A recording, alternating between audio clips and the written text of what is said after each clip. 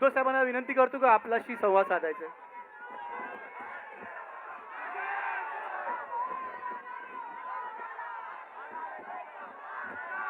जमलेल्या माझ्या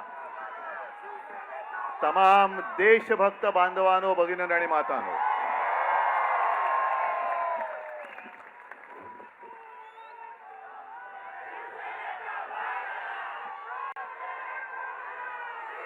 आता एक पोस्टर काहीतरी होतं. नाही नाही, हे धर्मेंद्र प्रधान राजीनामा द्या. ही एकदम क्षुल्लक गोष्ट आहे. नाही, हे पण एकदम क्षुल्लक आहे. हा लढा आता जे सरकार आपल्याला रोजीरोटी देऊ शकत नाही, रोजगार देत नाही, शिक्षण देत नाही, उत्तर देत नाही, हे सरकार बदलण्याचा हा लढा आता सुरू झाला पाहिजे. आम्हाला धर्मेंद्र प्रधान नकोय, आता हे सरकार नकोय. आणि मी नेतृत्व करायला आलेलो नाही, तुम्ही सर्वांनी आता नेते व्हा सांगण्यासाठी आलेलो आहे.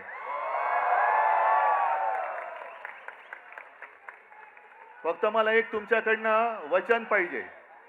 ही आज दिसते ती जाग आहे, आज दिसणारी आग आहे, हे सरकार बदलेपर्यंत टिकणार की नाही टिकणार.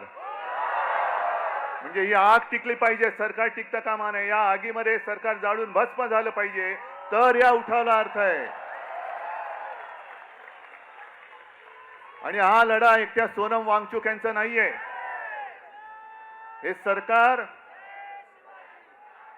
केवळ चंदा चोरी, वोट चोरी, अरे तुमचं भविष्य चोरलंय त्यांनी, तुमचं भवितव्य, या देशाचं भवितव्य चोरलंय.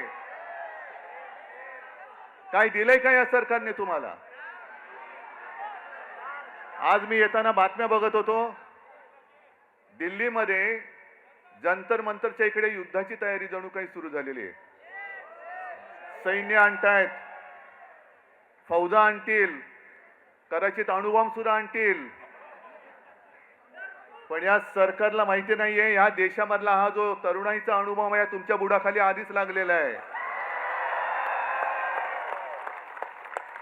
आणि हे आता तुमची जी काय युद्धाची तयारी आहे, ही तयारी जर का नीट परीक्षेच्या वेळेला नीट केली असती तर तुमच्या बुडाला सुरुंग लागला नसता, लागला असता. बरं, मी काय म्हणतो, सोनम वांगचुक यांनी देशाला काय दिलंय? दिलेलं आहे. जे आपले सैनिक, हे तुमच्यासारखे, तुम्ही तरुणाई, या देशाचं भविष्य तुम्ही आहात. आणि देशाचे रक्षण करते तुमच्यासारखेच तरुण जवान सरहद्दीवरती आहेत. या तरुणांसाठी मायनस टेम्परेचर, आपल्याकडे जरा मुंबईमध्ये जरा 20-22 टेम्परेचर झालं का थंडी आहे बाबा, मफलर काढा. तिकडे तर बर्फामध्ये सैनिक उभे राहतात आपल्यासाठी. ते तिकडे आहेत म्हणून आपण इकडे आहोत. या सैनिकांसाठी ज्यांनी सोलार टेंट बनवले, की या सैनिकांनी देशासाठी मरण्यासाठी, म्हणजे मेलो तरी 72 पण माझी भारत माता जगली पाहिजे, त्या देशाच्या सैनिकांसाठी ज्याने सोलर कॅम्प बनवून दिले, टेंट बनवून दिले, तो यांच्यासाठी देशद्रोही ठरतो. हा देशद्रोही. तिथलं पाण्याची टंचाई लक्षात घेऊन ज्याने आईस फाउंटन तयार केले, असा हा पर्यावरणवादी, असा हा शास्त्रज्ञ,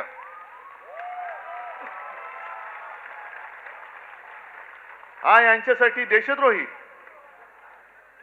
मग नेमकं देशप्रेम आहे तरी कुठे? देशप्रेम कोण आहे? कुठे? यांचं देशप्रेम नाही, अदानीचे सगळे प्रेमी, यांचे सगळे उद्योगपतींचे प्रेमी आहेत.